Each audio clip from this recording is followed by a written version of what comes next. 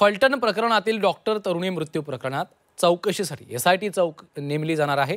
महिला आयपीएस अधिकाऱ्याच्या नेतृत्वात एसआयटी गठीत करा असे आदेश मुख्यमंत्री देवेंद्र फडणवीसांनी पोलीस महासंचालक रश्मी शुक्ला यांना दिलेले आहेत। मुख्यमंत्र्यांनी डीजीपींना आदेश दिलेत। डॉक्टर तरुणीच्या मृत्यू प्रकरणामध्ये एसआयटी गठीत करण्याचे आदेश दिलेत। एका महिला आयपीएस अधिकाऱ्याच्या नेतृत्वामध्ये एसआयटी गठीत करा असे आदेश मुख्यमंत्री देवेंद्र फडणवीसांनी दिलेले आहेत। या संपूर्ण प्रकरणामध्ये एसआयटी गठीत करावी अशी मागणी केली जात होती। कुटुंबाची देखील त्या प्रकारची मागणी होती। अखेर मुख्यमंत्र्यांनी आता डीजीपींना आदेश दिलेत। ओम देशमुख आमचे प्रतिनिधी सध्या फोन लाईनवरनं आपल्यासोबत जोडले गेलेले आहेत। ओम, आपण पाहतोय खरं तर त्यांच्या कुटुंबानं देखील या संपूर्ण प्रकरणात एसआयटीची मागणी केलेली होती। आता अखेर मुख्यमंत्र्यांनी आदेश दिलेत। श्रीकांत, थोड्या वेळापूर्वी राज्याचे मुख्यमंत्री देवेंद्र फडणवीस यांनी पोलीस महासंचालक रश्मी शुक्ला यांना या संदर्भात आदेश दिलेले आहेत। या प्रकरणाची महिला आयपीएस अधिकाऱ्याच्या मार्फत चौकशी व्हावी यासाठी एसआयटी अर्थात विशेष तपास पथकाची नेमणूक करण्यात यावी या प्रकारचे आदेश देण्यात आले।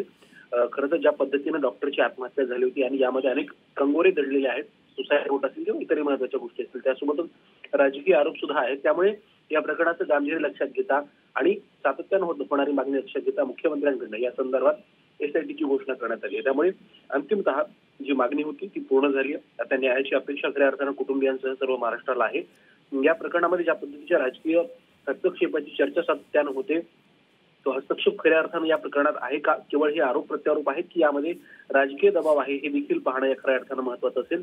त्यामुळे एसआयटीच्या माध्यमातून निष्पक्ष तपास होईल अशी अपेक्षा या निमित्तानं व्यक्त केली जाते। श्रीकांत, ओम, हे प्रकरण प्रचंड गाजलं। राजकीय आरोप प्रत्यारोप देखील या प्रकरणामध्ये आपण बघितलेले आहेत। विरोधकांनी देखील अनेक मुद्दे उपस्थित केलेले आहेत। त्यामुळे या प्रकरणाला अनेक कंगोरे आहेत दडलेले।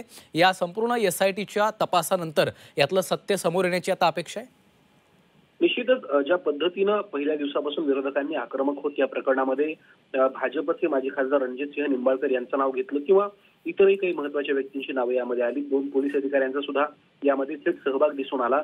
त्यांना अटक देखील करण्यात आली। ते सध्या कोठडीमध्ये देखील आहेत। मुळात विरोधकांकडून जो आरोप करण्यात आला होता की रणजित निंबाळकरांचा या प्रकरणामध्ये दबाव आहे आणि त्यांचा रोल सुद्धा या प्रकरणामध्ये आहे। मुख्यमंत्र्यांनी जरी क्लीन चिट दिली असली तरी सातत्यानं उद्धव ठाकरे गटाकडून निंबाळकरांना टार्गेट केलं जाते। या सगळ्या घडामोडींच्या पार्श्वभूमीवरती महिला आयपीएस अधिकाऱ्याच्या मार्फत या प्रकरणाची निष्पक्ष चौकशी करावी अशा प्रकारचे आदेश मुख्यमंत्र्यांनी दिले। त्यामुळे विरोधकांची मागणी आता तरी पूर्ण झाली आहे।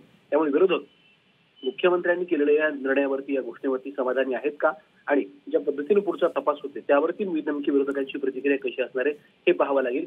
राजकीयदृष्ट्या जर म्हणायला गेलं तर एक पश्चिम महाराष्ट्रातलं महत्त्वाचं शहर, महत्त्वाचा जिल्हा म्हणून सातारा आणि फलटणकडे पाहिलं जातं। यामध्ये राजकीय अनेक वाद देखील आहेत। निश्चितच ओम, त्यामुळे आता या चौकशीकडे, तपासाकडे लक्ष लागलेलं आहे। तुम्ही आमच्यासोबत असे जोडून राहा।